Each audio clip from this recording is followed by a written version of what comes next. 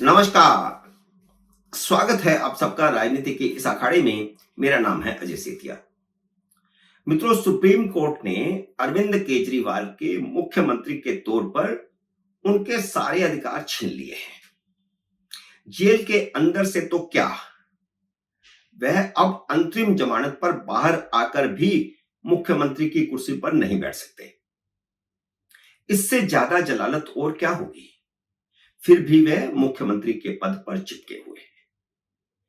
अरविंद केजरीवाल बहुत बड़े फ्रॉड हैं, यह बात सुप्रीम कोर्ट को भी समझ आ चुकी है। लेकिन सुप्रीम कोर्ट के कुछ जजों का पता नहीं अभिषेक मनु सिंघवी के प्रति क्या सॉफ्ट कॉर्नर है कि जज उसे देखकर पिघल जाते हैं। और इसका क्या मतलब है कि क्योंकि केजरीवाल एक नेता है, क्योंकि वह चुना हुआ मुख्यमंत्री है, इसलिए उसे चुनाव प्रचार का मौका मिलना चाहिए। यह क्या सुप्रीम कोर्ट के जजों की दलील हुई? कल को तो सुप्रीम कोर्ट किसी हत्या के आरोपी को भी चुनाव प्रचार के लिए अंतरिम जमानत दे देगी या चुनाव में लड़ने का अधिकार दे देगी। आम व्यक्ति और नेता के लिए अलग अलग कानून कैसे हो सकते हैं? सुप्रीम कोर्ट देश के संविधान और कानून को हास्यास्पद बना रही है। केजरीवाल के भ्रष्टाचार के दर्जनों मामले सामने आ चुके हैं। विभिन्न एजेंसियां जांच में लगी हुई हैं। केजरीवाल के लिए भ्रष्टाचार तो बहुत छोटी बात है। जब वह बम धमाकों के जिम्मेदार खालिस्तानी हत्यारों को छोड़ने की सिफारिश कर सकते हैं, तो भ्रष्टाचार, झूठ, बेईमानी, मक्कारी, फ्रॉड, ये सब उनके लिए बहुत छोटी बातें हैं। पिछले 10 साल से वे खालिस्तानियों से मिलकर देशद्रोह जैसा काम कर रहे थे। दिल्ली के उपराज्यपाल वीके सक्सेना ने अब जाकर 10 साल बाद केजरीवाल के खालिस्तानियों के साथ संबंधों की एनआईए से जांच करवाने की सिफारिश की है, जबकि उनके खालिस्तानियों से संबंधों की बात जग जाहिर 10 साल पहले से है। विभिन्न अखबारों में, टीवी चैनलों पर चर्चा होती रही है। देश की जनता यह जरूर पूछेगी कि क्या मोदी सरकार पिछले 10 साल से सो रही थी? इस वीडियो में मैं पिछले 10 साल के उनके कारनामों का खुलासा कर रहा हूं। वैसे उनके कारनामे सब जानते हैं, फिर भी खालिस्तान का जहां तक एंगल है, उस मामले में अभी लोगों को इतना नहीं पता। इस वीडियो में मैं उस संबंध में पूरा खुलासा करने जा रहा हूं। मेरे इस वीडियो को कृपया ज्यादा से ज्यादा लोगों तक शेयर करें, ताकि ज्यादा से ज्यादा लोग केजरीवाल का यह सच भी जान सकें। केजरीवाल के खालिस्तानियों से संबंधों का राज 2014 में ही खुल गया था, जब अरविंद केजरीवाल ने मुख्यमंत्री बनने के 1 महीने बाद 27 जनवरी 2014 को ही राष्ट्रपति प्रणब मुखर्जी को आतंकवादी देवेंद्र पाल सिंह भुल्लर को रिहा करने की सिफारिश कर दी थी। केजरीवाल ने कांग्रेस की मदद से 28 दिसंबर 2013 को मुख्यमंत्री पद की शपथ ली थी और ठीक 30 दिन बाद उन्होंने 20 लोगों के हत्यारे आतंकी को छोड़ने की सिफारिश कर दी थी, राष्ट्रपति को चिट्ठी लिखकर, जबकि उसे फांसी की सजा हुई थी।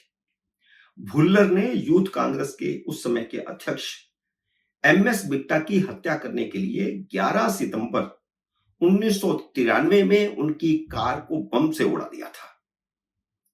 रायसीना रोड पर हुए बम धमाके में 9 लोग मारे गए थे। बिट्टा तो बच गए, 9 लोग मारे गए थे। और उससे 1 साल पहले भी 1992 में अमृतसर में बिट्टा को मारने की कोशिश की थी, तब भी 11 मासूमों की जान गई थी। दोनों बार बिट्टा बच गए, लेकिन उनकी एक टांग काटनी पड़ी थी। इन दोनों आतंकी हमलों के पीछे खालिस्तानी लिबरेशन फोर्स के देवेंद्र सिंह भुल्लर का हाथ था। भुल्लर जर्मनी भाग गया था। जर्मनी ने जब उसे निर्वासित करके भारत के हवाले किया, तब उसे गिरफ्तार किया जा सका। भुल्लर को फांसी की सजा हुई थी, उसकी सब याचिकाएं नामंजूर कर दी गई थी। रिव्यू पिटीशन, क्यूरेटिव पिटीशन, राष्ट्रपति को याचिका सब अस्वीकार हो गई थी, लेकिन इसमें देर इतनी ज्यादा हो गई थी कि फिर सुप्रीम कोर्ट ने उनकी फांसी की सजा को खत्म करके उम्र कैद कर दी थी। और इसके बावजूद केजरीवाल ने राष्ट्रपति से उन्हें रिहा करने की मांग की। हालांकि फांसी में देरी के कारण मार्च 2014 में सुप्रीम कोर्ट ने उनकी फांसी की सजा उम्र कैद में बदली थी, लेकिन उससे पहले ही उन्होंने, जब उनकी फांसी की सजा बरकरार थी, उसी समय केजरीवाल ने जनवरी में चिट्ठी लिखी, जबकि सुप्रीम कोर्ट ने फांसी की सजा को उम्र कैद में बदला मार्च में। अरविंद केजरीवाल ने उनकी रिहाई के लिए जंतर मंतर पर धरने पर बैठे इकबाल सिंह नाम के एक व्यक्ति को चिट्ठी लिख करके बताया था कि उन्हें विभिन्न सोर्सेज से पता चला है कि आप धरने पर बैठे हुए हैं, लेकिन उनकी मांगों पर वे विचार कर रहे हैं। उनमें से एक मांग के बारे में, यानी भुल्लर की रिहाई के बारे में, उन्होंने राष्ट्रपति को पहले ही चिट्ठी लिख दी है। इसके बाद जब जनवरी 2015 में दोबारा विधानसभा के चुनाव होने वाले थे, तो अरविंद केजरीवाल नवंबर दिसंबर 2014 में विदेशी चंदा उगाने के लिए अमेरिका गए थे, जहां न्यूयॉर्क के गुरुद्वारा रिचमंड हिल्स में उनकी खालिस्तानियों के साथ बैठक हुई थी, जिसमें गुरपतवंत सिंह पन्नू भी थे। इस बैठक में केजरीवाल ने भुल्लर को रिहा करवाने का वादा किया था। बदले में खालिस्तानियों ने उन्हें चंदा का वादा किया कि उन्हें चुनाव लड़ने के लिए भरपूर चंदा दिया जाएगा।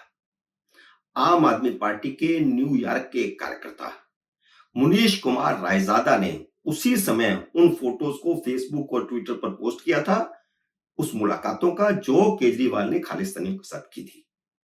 इसलिए सवाल उठता है कि भारतीय गुप्तचर एजेंसियां क्या इतने सालों तक सोई हुई थी, जो केजरीवाल के खालिस्तानियों के साथ संबंधों की जांच शुरू नहीं की? अब उसी मुनीश कुमार की चिट्ठी पर दिल्ली के उपराज्यपाल ने जांच की सिफारिश की है। केजरीवाल के खालिस्तानियों के साथ गहरे संबंधों का राज तो 2017 में भी खुल गया था, जब पंजाब के असेंबली के चुनाव थे और उन चुनावों के दौरान केजरीवाल खालिस्तान लिबरेशन फोर्स के आतंकी गुरविंदर सिंह के घर ठहरे थे। क्या यह संयोग है कि भुल्लर भी खालिस्तान लिबरेशन फोर्स से ताल्लुक रखता है, जिसकी माफी की चिट्ठी उन्होंने राष्ट्रपति को 2014 में जनवरी में लिखी, और 2017 में मोगा में जिसके घर पे ठहरे वह भी खालिस्तान लिबरेशन फोर्स का आदमी है, और गुरविंदर सिंह जो खालिस्तान लिबरेशन फोर्स से ताल्लुक रखता है वह इंग्लैंड में रहता है। और जब वह इंग्लैंड में रहता है तो उसके मोगा वाले घर में केजरीवाल के ठहरने का क्या मतलब है? ये तार 2017 में भी जुड़ गए थे। इसके बाद भी केंद्रीय गुप्तचर एजेंसियां पिछले 7 साल से सोई हुई थी। इस घटना के 5 साल बाद 2022 में जब पंजाब विधानसभा के दोबारा चुनाव हुए, तो आम आदमी पार्टी के संस्थापकों में से एक कुमार विश्वास ने केजरीवाल के खालिस्तानियों के साथ संबंधों का खुलासा किया था, बल्कि पुष्टि की थी, क्योंकि खुलासा तो पहले भी हो चुका था। लेकिन कुमार विश्वास की जुबान से इसकी पुष्टि होना बहुत बड़ी बात थी। और पंजाब का चुनाव जीतने के बाद जब केजरीवाल ने कुमार विश्वास के घर पर पंजाब की पुलिस भेज दी थी, तब तो चोर की दाढ़ी में तिनका वाली बात साबित हो गई थी। मोदी सरकार ने तब भी जांच शुरू नहीं करवाई, जबकि कुमार विश्वास से सबूत जुटाए जा सकते थे, क्योंकि उनके पास तो बहुत सबूत थे। उनके साथ केजरीवाल की इस मुद्दे पर बातचीत हुई थी, और केजरीवाल ने कुमार विश्वास से कहा था कि वह पंजाब का मुख्यमंत्री नहीं बन सका तो वहां का प्रधानमंत्री बनेगा, क्योंकि केजरीवाल के दिमाग में यह चल रहा था कि दिल्ली तो अर्ध राज्य है, अगर पंजाब में आम आदमी पार्टी जीतती है तो वह मुख्यमंत्री बनेंगे। उनको यह गलतफहमी थी, इसलिए 2017 में आम आदमी पार्टी की वहां दाल नहीं गली थी। और जब उन्होंने क्लियर कर दिया कि पंजाब के व्यक्ति को ही हम मुख्यमंत्री बनाएंगे, तो उनकी दाल 2022 में गली। अब 10 साल बाद जाकर उपराज्यपाल ने एनआईए जांच की सिफारिश की है। अब सिख फॉर जस्टिस के खालिस्तानी गुरपतवंत सिंह पन्नू ने खुद कहा कि उन्होंने केजरीवाल को 134 करोड़ रुपए का चंदा दिया था और यह बात गुरपतवंत सिंह ने 21 मार्च को केजरीवाल की गिरफ्तारी के तुरंत बाद कही थी। यानी इस बात को भी आज 1.5 महीने से ऊपर हो चुका है और गुरपतवंत सिंह ने भी यह बात तब कही जब उनको लगा कि केजरीवाल के बस में नहीं है भुल्लर को रिहा करवाना या किसी और को रिहा करवाना, या वो नहीं कर सके, केजरीवाल उनका वादा पूरा नहीं कर सके, इसलिए पन्नू ने यह खुलासा किया। केजरीवाल के खिलाफ सबूत यह है कि उन्होंने राष्ट्रपति प्रणब मुखर्जी को भुल्लर की सजा माफ करवाने के लिए चिट्ठी लिखी थी, यह ऑन रिकॉर्ड है। उपराज्यपाल ने भी 3 मई को तब सिफारिश की जब सुप्रीम कोर्ट ने केजरीवाल को अंतरिम जमानत देने का संकेत दिया, जबकि world Hindu federation of India के राष्ट्रीय महासचिव आशु मोंगिया और आम आदमी पार्टी के अमेरिका के ही पूर्व कार्यकर्ता, क्योंकि 2015 में उसे निकाल दिया गया था, मुनीश कुमार रायजादा, जिसका जिक्र मैंने पहले भी किया, उन्होंने अप्रैल में 1 अप्रैल को चिट्ठी लिखी उपराज्यपाल को और जिसमें पन्नू का जो बयान है, जो उन्होंने वीडियो पर कहा है कि मैंने 134 करोड़ रुपया इकट्ठा करके केजरीवाल को दिया, उसका वीडियो भी साथ में नथी किया है।